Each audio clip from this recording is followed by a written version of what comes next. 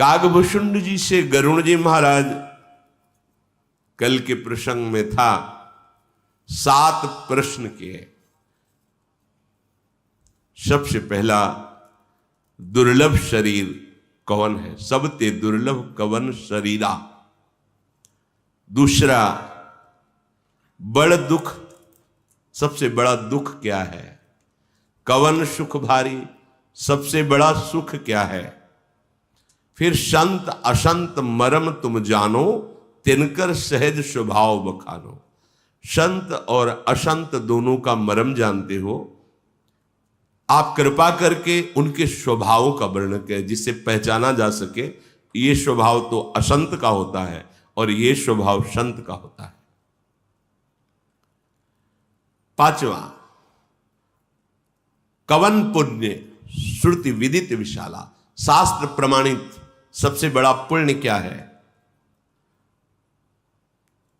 6ठा, काहु कवन अग परम कराला, सबसे ज्यादा बड़ा पाप किसे कहते हैं? जो दुख देने वाला है, भीषण पाप, भयंकर पाप किसे कहते हैं? और 7वां, मानस रोग कहो समझाए, ये मानस रोग क्या है? कैसे परिचय चले कि हम मानसिक बीमार हैं? कौन कौन से लक्षण होते हैं, कौन कौन से भाव होते हैं जिनके कारण समझा जाए कि अभी आप मानसिक स्वस्थ नहीं हैं? मानस रोग क्या है? आप सर्वज्ञ हैं, इसलिए कृपा करके बताइए। काकभूषुंड जी ने कहा, तात सुनहु सादर अति प्रीति, मैं संक्षेप कहूं ये नीति, नर्तन सम नहीं कवुनिउ देहि, जीव चराचर जाचत तेहि, नरक स्वर्ग अपवर्ग निसेनी, ज्ञान विराग भगति शुभ देनी, सो तनु धरि हरि भजहि न जे नर, हो ही विषय रत मंद मंद तर, कांच की रची बदले ते ले ही, करते डारी परस मनि देहि। काकभूषुंड जी ने कहा, मनुष्य शरीर के समान कोई शरीर नहीं है। जगह जगह शास्त्रों में महिमा पाई गई, दुर्लभो मानुषो देहो, बड़े भाग पाई सत्संगा, सेवक जी संसति माज बरियाई के पायो, मानुष देह वृथा कत डारत, बड़ी महिमा है। पर स्वर्ग के एक देवता की अगर महिमा का वर्णन किया जाए तो इससे ज्यादा घृणित देह और किसी लोक में नहीं। मृत्यु लोक में बहुत घृणित देह है, पशुओं की त्वचा भी काम में आ जाती है।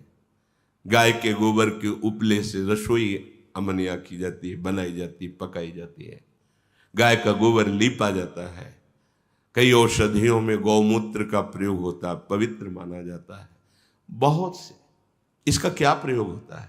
न इसका मूत्र प्रयोग, न मल प्रयोग, न त्वचा प्रयोग, न हड्डी प्रयोग, क्या इसका प्रयोग? लेकिन कहेंगे नर्तन सम ने कौनिव देगी। सुंदरता में देवलोक, गंधर्व लोक, देखो इनकी सुंदरताएं शरीर की, न पसीना है, न झुर्रियां हैं, न दुर्गंध है। निकले देवता तो ऐसे सौरभ से निकलती है, जैसे सुंदर सुवास पुष्पों से ऐसे छा जाता है वातावरण सौरभ से। कोई भी देव शरीर धारण किए हुए जब निकलता है, उनके चरण पृथ्वी में नहीं पड़ते। कितनी, जब उस शरीर की बात, बिल्कुल निकृष्ट दिखाई देगा आपको ये मानव शरीर। इसमें एक केवल खास बात, बस केवल एक, भोग। विमानों पे चढ़े दिव्य वनों में जब तक सुकृत है भोग भोगते रहते हैं। कोई रोक टोक नहीं, किसी भी तरह की कोई कमजोरी नहीं, कोई स्वास्थ्य कमजोर नहीं, सब दिव्यता है। लेकिन वो कितने दिन, जितने दिन पुण्य है, कहीं किसी भी तरह से आप तुलना नहीं कर सकते। बहुत निकृष्ट देह मानी जाती है ये। इसकी एक दुर्लभता के कारण इसको कहा गया शास्त्रों में दुर्लभो मानुषो देहो। वो क्या बोले, चराचर जीव याचना करता है कि मुझे एक बार मनुष्य बना दिया जाए, क्योंकि इससे आप बुरे आचरण करके नरक जा सकते हो, शुभ आचरण करके स्वर्ग जा सकते हो, और ज्ञान प्राप्त करके मोक्ष प्राप्त कर सकते हो, और वैराग्य भक्ति प्राप्त करके प्रेम प्राप्त कर, जो चाहो प्राप्त कर सकते हो इस मनुष्य शरीर में। ये सीढ़ी है, जिधर जाना चाहो, जहां चढ़ना चाहो। यदि मनुष्य शरीर प्राप्त करके हरि का भजन नहीं किया गया तो इससे फिर नीचता और क्या होगी। बस एक ही बात खास है, मनुष्य शरीर में खूब भजन हो सकता है। इसलिए गिरिराज जी की तलहटी पर विराजमान पंडित गया प्रसाद जी महाराज यही कहते थे, यदि तुम्हें प्रभु ने सत्संग दिया और भजन करने का समय दिया तो मत मांगना, इनके पास और कुछ नहीं है, इससे बढ़कर कुछ नहीं देने के लिए। यदि तुम्हें परमार्थ मार्ग मिल गया है, साधु समागम और नाम जपने का समय मिल गया है, तो इससे बड़ी कृपा और कोई नहीं। पूरे जीवन का अनुभव कहते थे कि अब इनको परेशान मत करना, लालजू को, इनके पास सबसे बड़ी कीमती चीज जो थी वो तुम्हें दे दी। क्या? भजन करने का संयोग बना दिया। इससे बढ़कर कोई वस्तु नहीं। मनुष्य जीवन की दुर्लभता भजन है।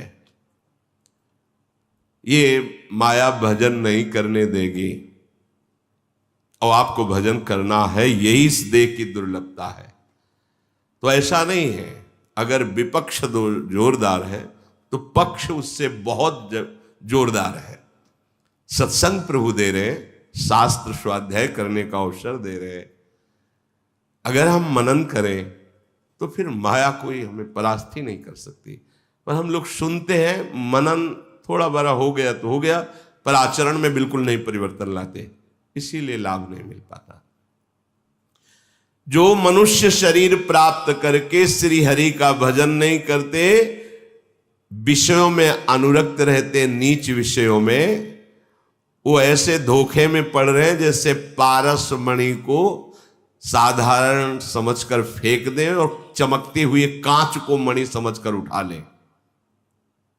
मणिगण पुंज ब्रजपति छाणत हित हरिवंश कर गई कंचु, महाप्रभु हरिवंश चंद्र जी कहते हैं। जैसे महामणि स्वरूप प्रभु श्री कृष्ण का भजन छोड़कर संसार का चिंतन, भोगों का भोगना ऐसा है जैसे महामणि का त्याग करके कांच उठा लिया जाए। कोई यहां करते डारी परसमन देही, कांच किरच बदले ते ले। पारसमणि के बदले में वो चमकता हुआ कांच ले रहे हैं। भगवत भजन रूपी पारसमणि को छोड़कर विषय चिंतन, विषय सेवन, समय बर्बाद हो रहा है।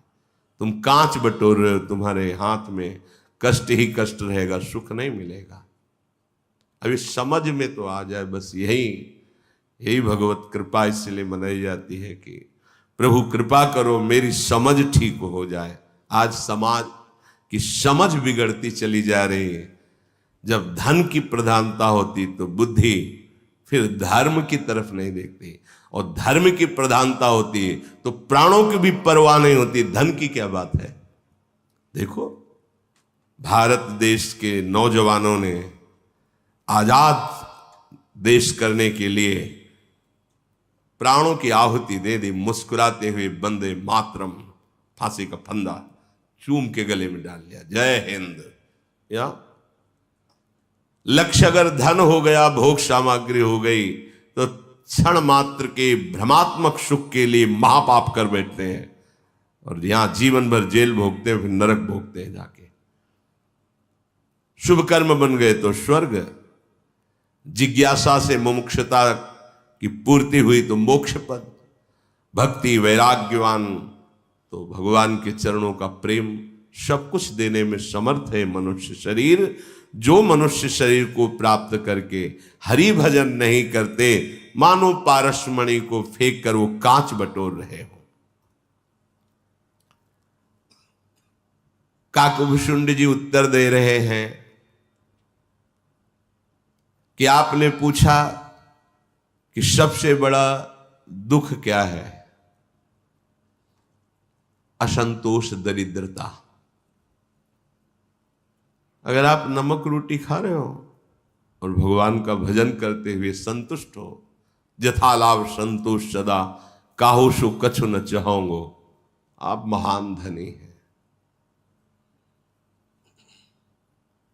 ये जो धन की तृष्णा, भोगों की तृष्णा अशांत किए हुए, ये दरिद्रता है। यहां जब बिहारी जी, राधा वल्लभ जी की गलियों में देखो तो कुछ ऐसे वास कर रहे हैं, भिक्षा कर ली, बैठे हैं, जो मिल गया तो ऐसे 1-1 रुपया 5 रुपया ऐसे कभी कोई दे दिए। जरा आप लौटकर अपने हृदय में देखिए, आप 1 रुपया 5 रुपया से संतुष्ट हो रहे हैं क्या? आपको अगर भगवान ने करोड़ों दे दिए तो अरबों की भीख मांग रहे हो, अरबों दे दिए तो आप भारत के सबसे बड़े धनी होने की भीख मांग रहे हो। सबसे बड़ा भिखारी कौन? जिसकी जितनी बड़ी मांग हो, आप भिखारी उनको कह रहे हो, वो तो संतुष्ट है। अगर 1 भी रुपया ऐसे फेंक दिया, जय राधे, वृंदावन वास कर रहे हैं, जीवन यापन कर रहे हैं। आप नाना प्रकार के भोगों का संग्रह किए, अरबों की व्यवस्था है, फिर भी आप खरबों की चाह कर, तो आप बड़े भिखारी हुए ना। वो तो 2, 4, 5 रुपए में संतुष्ट हो गए, आपको तो अरबों चाहिए ना, तो आप दरिद्र हुए ना। आपको लगता है वो दरिद्र है? नहीं। असंतुष्टता, भोगों की कामना, तृष्णा, ये दरिद्रता है। दरिद्र लोक भाषा में से अच्छे कपड़े नहीं, भोजन नहीं, बोले दरिद्र है। वो भगवान का भजन करके यथा लाभ संतोष सदा, काहू सु कछु न, उससे बड़ा कोई धनी नहीं है। आपको धन की प्रधानता, इसलिए आप दरिद्र हैं। एक बार राजा मानसिंह श्रीनाथ जी के दर्शन करने आए। गिरिराज्य में विराजमान थे श्रीनाथ जी महाराज। वहीं तलहटी के पास में रहने वाले श्री कुंभनदास जी महाराज श्री लालजू को पद सुना रहे थे। राजा मानसिंह ने देखा अमृतमयी वाणी, क्योंकि जो वाणी भगवान नाम भगवत गुण से संबंधित हो जाती है उसमें आकर्षण पैदा हो जाता है, भगवत वाणी हो जाती है। लुट गए। उनके मन में आया क्या दे दूं इनको, कैसे सुख पहुंचाऊं। ये आकर्षण होता है, भक्ति का आकर्षण, भगवत भाव का आकर्षण। अगर थोड़ा भी भक्त हृदय है, वो भक्त हृदय ही थे तभी तो दर्शन करने आए थे। तो अगर किसी को आप भजन करते देखेंगे, भगवत भाव में देखेंगे, तो आपको लगेगा क्या करूं इनको, कैसे रिझा लूं, कैसे सुख पहुंचाऊं, ऐसा भाव होने लगता है। मंदिर में वहां ठाकुर जी के सामने बात करने का साहस नहीं, वो पद गा करके थे और घर चले गए। विचार किया कि इनकी मुझे सेवा करनी चाहिए। पता लगा इनका नाम कुंभन दास जी है। बड़े ही अनुरक्त भगवान के भक्त हैं और गृहस्थ हैं, पत्नी पुत्र आदि भी है। तो हालत तो मंदिर में ही देख ली थी, कई जगह से फटा कपड़ा सिले हुए ऐसे तन ढके, समझ गए बढ़िया सेवा का अवसर है। ये जाके बैठे ही थे कि ठाकुर जी आ गए। पद सुना गए थे, घर में बैठे, ठाकुर जी आ गए और गोद में बैठ गए श्रीनाथ जी। विग्रह रूप से नहीं, चैतन्य घन सच्चिदानंद रूप।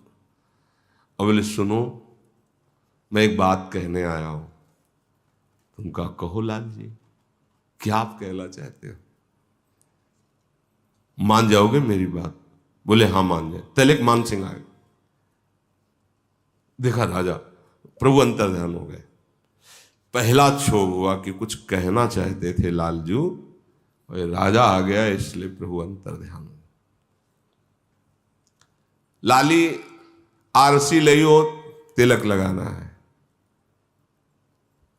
लाली ने कहा आरसी पड़ा पी गई, मतलब दर्पण भी नहीं था तिलक रचना करने के लिए, पानी में, एक कुंड में, वो मिट्टी के पात्र में, वो पानी में ऐसे देखकर तिलक लगाते थे। पानी पड़ा, पी गया, मान समझ गए बहुत ही स्थिति गरीब अवस्था की है कि दर्पण भी नहीं है। गए, प्रणाम किया और मुझे राजा मान सिंह कहते हैं, मैं आपकी हाथ जोड़कर प्रार्थना करता हूं, सेवा करने का मन है, आप आदेश कीजिए, मैं आपकी क्या सेवा करूं? हाँ, कुछ नहीं, हमें कुछ चाहिए ही नहीं, तो क्या सेवा, बहुत ब्रजवासी जन है, आप राजा हो, सेवा करो, हमें तो कुछ नहीं चाहिए, हमारे तो लालजू महाराज ही। नहीं नहीं, वो तो है, पर हमारी इच्छा है ना, हमें कोई सेवा नहीं चाहिए। पहले तो हम एक स्वर्ण का दर्पण मंगाते हैं आपको, जिससे आप तिलक, नहीं नहीं नहीं, ये तो मंदिर में दे दो जाके श्रीनाथ जी के। फिर हम बहुत बीघे जमीन आपके नाम करवा देते हैं, नहीं नहीं, ये तो आप किसी ऐसे सेवक को दीजिए जो सेवा में तत्पर हो, ऐसा हमसे तो बनती नहीं ऐसी कोई समाज सेवा, हमारे पास जो कुछ ठाकुर जी ने दिया है हमारा चल रहा। आप इतनी तो कृपा करें कि यहां जितनी दुकानें हैं सब में हमारा आदेश हो जाएगा, हर महीने हर दुकान का पेमेंट होगा, आपके लिए हर सामान फ्री, जो चाहे आप। नहीं नहीं नहीं, हमें श्रीनाथ जी का भोग लाया हमें नहीं, आप एक बार बोल दीजिए सेवा, सेवा करेंगे, हाँ, आप कृपा करके दोबारा मत आना। जैसे जैसे ना कहते जाते, लुटते जाते मान से, क्या कैसे से? अब वो जो ही गए सो ही लाल जो आ गए, आगे बढ़ गए, हमारा कहा नहीं माना। तो लाल जी आपने तो कुछ कहा ही नहीं था, आप कहने वाले थे। बोले यही तो कहने वाले थे कि मैं राजा को भेज रहा हूं, उससे ले लो ना सेवाएं, बड़ी समस्या है घर में। बोले आप कह रहे हो समस्या, आज तक हमने कोई शिकायत की आपसे, कोई समस्या बताई? पर हमें तो दिखाई दे रही नहीं कि आपके पास कोई व्यवस्था नहीं है, हम ही ने तो भेजा है उसको, मान सिंह को, और यही कहने वाले थे कि मेरी बात मान लो, मेरी बात समझो, भक्त से विनती कर रहे हैं भगवान, मेरी बात मान लो, ये मैं इसी को भेजा हूं निमित्त बना के, और ये सुविधाएं ले लो। तो कहा लालजू, आज जो आप चिंतन करते हो हमारे लिए, कि आज जो दौड़ दौड़ के हमारी गोद में बैठ जाते हो, जब ये राजा सब व्यवस्था कर देगा तो ऐसा चिंतन करोगे, ऐसे दौड़ के आओगे? लिपट गए ठाकुर जी ऐसे। ये धन दिमाग में है, लोक सुख दिमाग में है, भगवान का अनुभव करना किस मन से, किस बुद्धि से? अगर प्रभु का वास्तविक अनुभव, ये सब समलोष्टास्म कांचना है, प्रवचन का नहीं, हृदय में ही बात तो नहीं रहता। सबसे बड़ा दरिद्र वही है जिसके अंदर असंतोष है। दरिद्रता के समान कोई दुख नहीं है, और सबसे बड़ी दरिद्रता है असंतुष्ट रहना। करोड़ों है फिर भी असंतुष्ट हैं, क्या है? सबसे बड़े दरिद्र वही जिनका इतनी बड़ी कामनाएं, इतनी मांग, असंतुष्टता।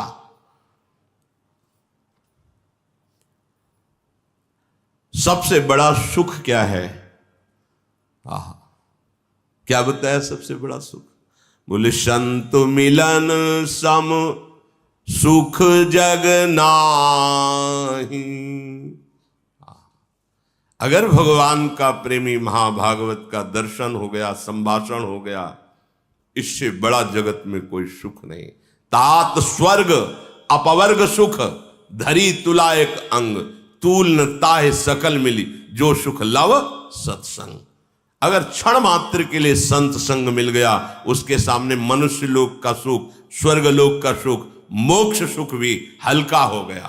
तात स्वर्ग अपवर्ग सुख, धरी तुला एक अंग। एक पलड़े में ये मर्त सुख, स्वर्ग सुख, मोक्ष सुख, और एक तरफ क्षण मात्र का भगवत प्रेमी महात्मा का संग, ये बराबरी नहीं कर सकते। ये सुख, सबसे बड़ा सुख भगवत प्रेमी महात्मा का। महत्संगस्तु दुर्लभ हो, मनुष्य देह मिलकर यदि संत संग मिल गया, सबसे बड़ा सुख है।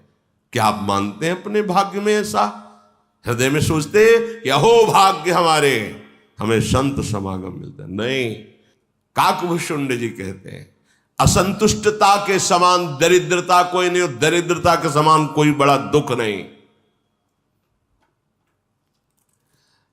अब वो नाम नहीं कहेंगे। जब हितधाम में छोटी कुटिया में थे तो एक बड़े कहे जाने वाले थे, वास्तविक थे। जब आए तो बड़ा आनंद हुआ कि इनके साथ भगवत चर्चा होगी। जो मेरे बाबा, मेरो बाबा, हृदय से तो उसमें बात कहूं, बहुत कर्जा है बाबा, कुछ कर ऐसा जिससे कर्जा दूर हो जाए। मैं मरूं तो कर्जा करके ना मरूं, बहुत कर्जा है। एक बार भी शाम नहीं, एक बार भी श्यामा नहीं, आधा घंटा तक कई लोग उनके साथ, गार्ड सब चले। मन में विचार किया कि दूर से क्या लगता है कि कितने सुखी है, गाड़ी सब व्यवस्था है सब कितने, लेकिन हृदय कितना जल। एक बार भी नहीं कहा कि बाबा मेरा अंतिम संभल जाए, अंतिम समय ये जुगल जोरी श्यामा श्याम मुस्कुराते हुए आए, ऐसी कृपा कर बाबा कि अंतिम श्वास राधा कह के निकले। एक शब्द नहीं। तब लगा नहीं नहीं, बड़ी भूल है। सामने से पद को स्वीकार करना, सम्मान स्वीकार करना, धन को सर्वस्व मान लेना बड़ी भूल है, बड़ी भूल है।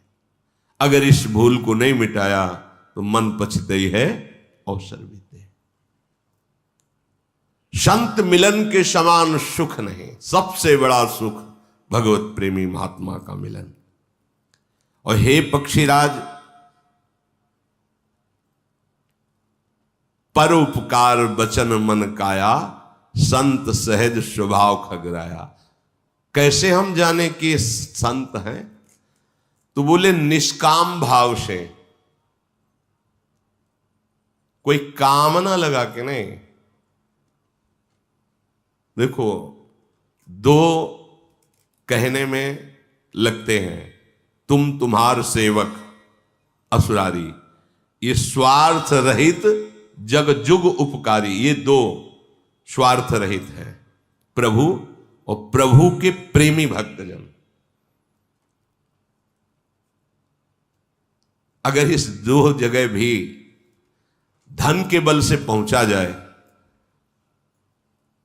तो या तो वो जगह ही नहीं है, वो ठौर ही नहीं है जिसके लिए कहा जा रहा है। छलावा है, हम पहुंच ही नहीं पाए उस ठौर पर।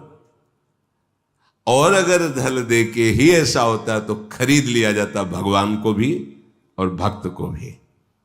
लेकिन दोनों बिकने वाले नहीं हैं, ये प्रेम में बिकने वाले हैं, प्रेम में बिकने वाले। एक बार आचार्य चरण श्री बंचंद्र जो महाप्रभु किसी लोक में गरीब कहे जाने वाले भक्त की प्रार्थना पर उसके घर गए हुए थे। जैसे द्वारिका से मिथिलापुरी द्वारिकाधीश भगवान श्री कृष्ण आए थे। राजा बहुलाश्व भी भक्त थे, पर अकिंचन श्रुतदेव भी भक्त थे। वो ऐसे ही अकिंचन थे। उनके घर में गए, चरणामृत उतारे, बड़े जैसा आसन दिया, बड़े भाव में। उनके भाव को देखकर बंचन महाप्रभु आनंदित हो रहे थे कि श्री जी की बड़ी कृपा है। इतने में पता चला उनके किसी बड़े धनी मानी शिष्य को कि गुरुदेव उनके घर पधारे हैं। तो वहां आए, फल और कुछ भेंट आदि रखी और कहा, प्रभु हमें बड़ा दुख हुआ है सुनकर कि आप यहां आए। बंचन महाप्रभु की दृष्टि गई। क्यों? प्रभु इसमें 1 लाख रुपया है। 500 वर्ष पहले 1 लाख रुपया की 1 लाख रुपया हर महीने आ जाया करेगा वृंदावन में आपके पास। हमारे गुरुदेव होकर ऐसे घरों में जाना, अच्छा मतलब तुम ये समझते हो कि हम इनके घर आए हैं, पैसे के लिए आए हैं और ये गरीब है इसलिए तुम्हारी बेइज्जती हो रही कि तुम्हारे गुरुदेव इनके घर आए, उठा पैसे और फल, जा मैं तेरा त्याग करता हूं, आज से हमारा आपका कोई संबंध नहीं। क्या तू समझता है प्रेम का कोई अस्तित्व तो नहीं, धन का अस्तित्व है, उठाए अपना रुपया और फल। इनको तपस्या का भी आम था, प्रभु उनकी कुटिया में नहीं गए, माता सबरी के समीप बैठकर उनके बेर पाए। जिस पलंग पर महालक्ष्मी रुक्मिणी जी सेवा करते हुए द्वारिकाधीश को दी जाती हैं, उसी पलंग पर अकिंचन महाप्रेमी सुदामा जी को भगवान ने बैठाला और उनके तंदुल जो कांख में दबे हुए फटी वस्त्र की पोटली में छीन करके और बखान बखान के पा रहे हैं, जहां 56 भोग भी नहीं देखते, वहां पर उन तंदुल हमारे प्रभु का और प्रभु के जनों का ठीक वैसा ही स्वभाव है। क्योंकि अगर यहां भी स्वार्थ का खेल हो भक्त और भगवान में, तो फिर धनी लोग भगवान को प्राप्त कर पाए, ऐसे लोग तो प्राप्त ही नहीं कर पाएंगे। पर आज तक कहीं ऐसा नहीं पाया गया यही दरबार दीन को आदर, रीति सदा चले। अहम शून्य हृदय को गले लगाया जाता है, किसी भी तरह का अहम नहीं। बोले संत की पहचान उनके स्वभाव से होती है। क्या स्वभाव? पर उपकार बचन मन काया, संत सहज स्वभाव खगराया। मन से, वचन से, शरीर से दूसरों का मंगल करना, हित करना, ये संतों का सहज स्वभाव होता है। वाणी से वही बोलेंगे जिससे सबका मंगल हो, मन से वही संकल्प करेंगे जिससे सबको सुख पहुंचे, शरीर से वही आचरण चेष्टा जिससे सबको सुख पहुंचे। ये स्वभाव होता है संतों का। संत साहि दुख परहित लागी। संत जो है अपने को दुख दे करके भी वो दूसरे को सुख पहुंचाने की चेष्टा करते हैं। एक प्रसंग में आता है कि काशी में एक संत स्नान कर रहे थे, देखा जल प्रवाह में एक बिच्छू बड़ी सी बहती जा रही, मर जाएगी ये, ऐसे उठा, बड़ी जोर से डंक मारा उसने, फिर जल में गिर गई, फिर छोड़ा, फिर उठाया, फिर गिर गए, फिर उठाया, फिर उसने मारा, गिर। एक खड़ा था, बोले बावरे बाबा, वो बार बार डंक मारे, बार बार उठा। बोले उसका स्वभाव है डंक मारना, पर मेरा भी स्वभाव है, मैं इसे बचा के ही चैन लूंगा। उठाया, वो मारती रही, बाहर छोड़। उसका स्वभाव है डंक मारना, हमारा स्वभाव है उसकी प्राण रक्षा करना, उसको बचाना, दुख सह करके भी। गोस्वामी जी ने जब लिखा कि संत हृदय नवनीत समाना, बड़ा मक्खन जैसा कोमल हृदय संतों का होता है। फिर विचार किया कि नवनीत में तो दोष है, ये तो लिख दिया संत हृदय नवनीत समाना, मक्खन के समान कोमल, पर इसमें दोष है। तो लिखा कहा कविन पर कहे न जाना,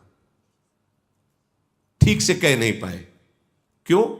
क्योंकि निज परिताप द्रवय नवनीता, जब अपने में आंच लगती तब मक्खन पिघलता है, लेकिन संत में ऐसा नहीं होता। पर दुख द्रवई तो संत पुनीता, जो दूसरे के तापित देखकर, दुखी देखकर स्वयं व्याकुल हो जाए, कैसे इसका दुख दूर हो, वो संत है। पर उपकार बचन मन काया, संत सहज स्वभाव खगुराया। संत सहाय दुख परहित लागी, दूसरे के हित के लिए अपने कष्ट की परवाह न करके उसको सुखी करने का भाव होना, ये संतों के हृदय में होता है। पर दुख हेतु असंत अभागी, ये अभागी जो असंत जन होते हैं, इनका स्वभाव होता है दूसरे को दुखी करके स्वयं सुखी होने का भाव, ये असंतों के हृदय में होता है। भूर्ज तरुषम संत कृपाला, परहित नीति सह विपति विशाला। कृपालु संत भोज के वृक्ष के समान होते हैं। पहले जब कभी कुछ भी लिखा तो भोजपत्र में लिखा जाता, उसकी छाल को फिर उस पे लिखा जाता, बोले भारी विपत्ति सह कर अपनी छाल निकलवा कर दूसरों के सुख के लिए। लेकिन जो दुष्ट लोग हैं वो भी ऐसा करने की चेष्टा कर सकते हैं, लेकिन वो सन की तरह होते हैं। गांव में खेतों में बोया जाता है और फिर पानी में इसे डाला जाता है, और जब पानी में इसको धोया जाता है तो इससे रेसे निकलते हैं, उसी रेसे की रस्सी बनती है, उसी रस्सी से बांधा जाता है। बोले खुद इतना कष्ट सहकर दूसरे के बंधन का कारण बन सकते हैं, अपने को भारी दुख में डाल करके उसके पूरे परिवार को नष्ट कर दे, ऐसा स्वभाव। ऐसे बेमतलब जीवन को स्वयं दुखी करना, दूसरों को दुख देना, ये असाधु स्वभाव का। गरुड़ जी ये दुष्ट बिना किसी कारण को दुख देते थे, बिना किसी कारण, कोई परेशानी आपने प्रकट नहीं की, वो आपसे लड़ेंगे भिड़ेंगे, आपको दुख देंगे। कितने ऐसे लोग होते हैं, वो ऐसी चेष्टा करेंगे कि आप जलें, आप दुखी हो, आप परेशान हो। वो दुष्ट स्वभाव है, वो असंत जन है।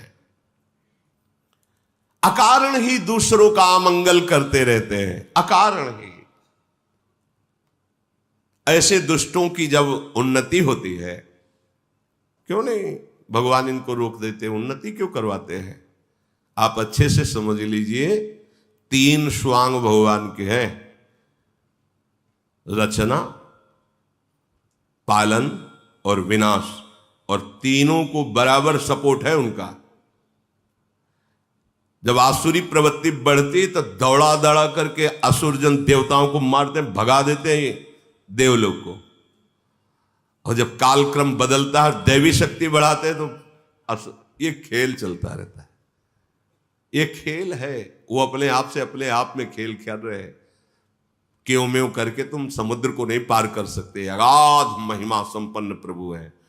नहीं तो ऐसे ऐसे दुष्ट स्वभाव के आए, भगवत विग्रहों का खंडन, भगवत मार्गों के प्रति अवहेलनात्मक चेष्टाएं, सब अलग अलग, सब। रात्रि का अंधकार घनघोर हो, फिर दिन का प्रकाश हो, ये उसका खेल है। क्यों रात्रि बनाई, इतनी समस्या, अगर दिन ही होता तो कितना, उसका खेल है। ऐसा खेल कैसा कि मैं जल रहा हूं और वो सुखी है? ये तुम्हारा भ्रम है। वही अपने खेल में जल भी रहा है और वही अपने खेल में सुखी भी है, वही अपने खेल में दुख का भी स्वांग कर रहा है। तू है ही नहीं, है कौन तू?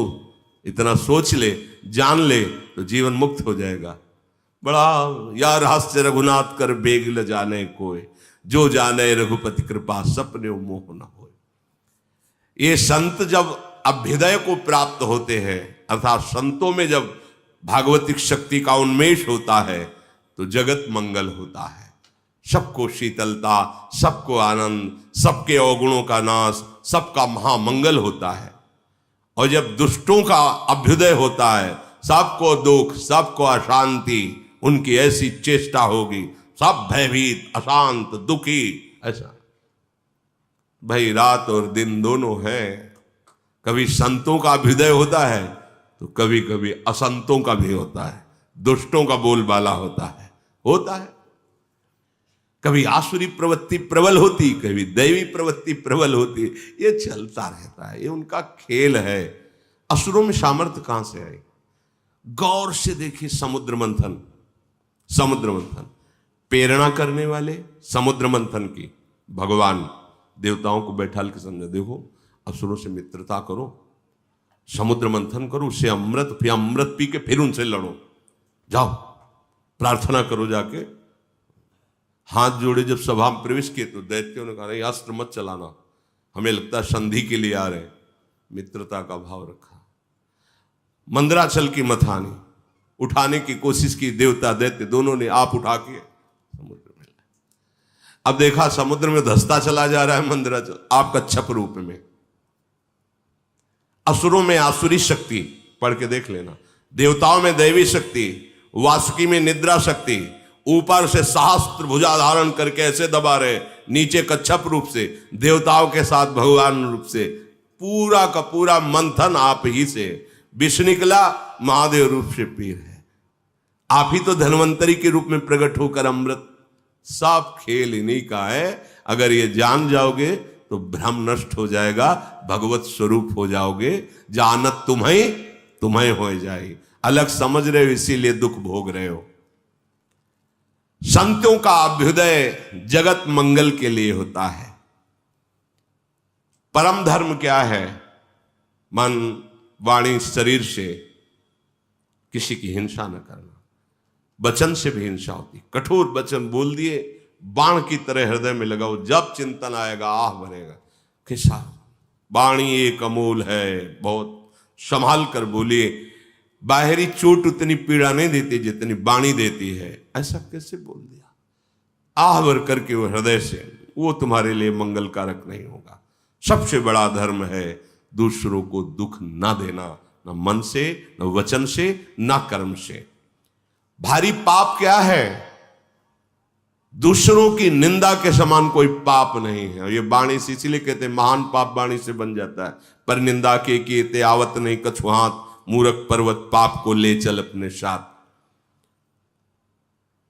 जो अपनी जबान से भगवान, गुरुदेव भगवान और संत भगवान इनकी निंदा करते हैं, हर गुरु निंदक दादुर होई, जन्म सहस्त्र पावतन सोई।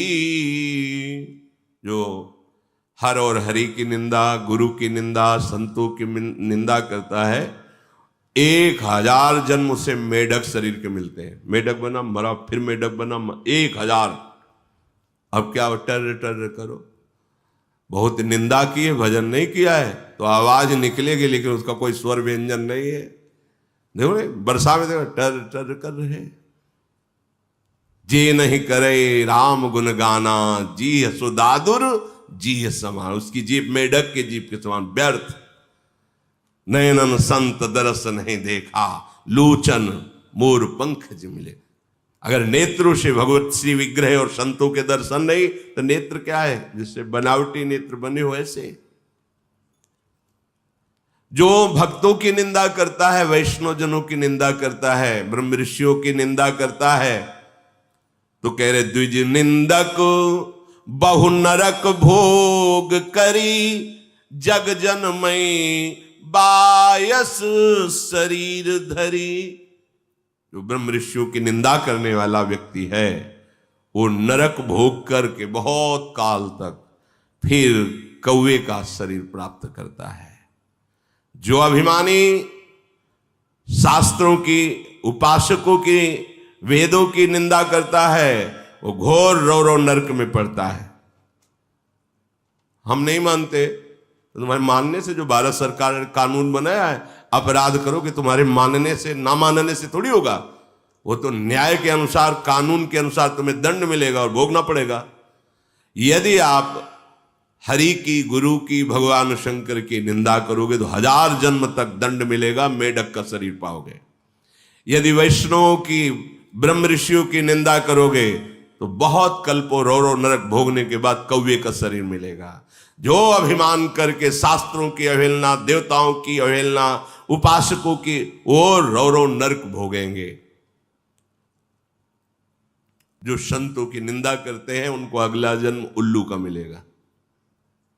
उल्लू बने, दिन में तो दिखाई नहीं देता, रात में, अर्थात अज्ञान अंधकार में। सबके निंदा जे जड़ करही, ते चमगादुर हुई अवतरही। जो किसी की भी निंदा करने में जबान को कंट्रोल नहीं, जो मनाया बोल दिया तो उनका अवतार होता है। किसके रूप में? बोले चमगादड़ के, उल्टा टंगे रहे ऐसे। ते चमगादुर हुई अवतरही। हे तात, इसलिए मन वचन कर्म से किसी को भी दुख न पहुंचाया जाए, निरंतर भजन किया जाए और तुम्हारा जो 7वां प्रश्न मानस रोग है, मैं उसे विस्तार से कहता हूं, सुनो, ये आगे सुनेंगे। श्री राधा वल्लभ लाल की।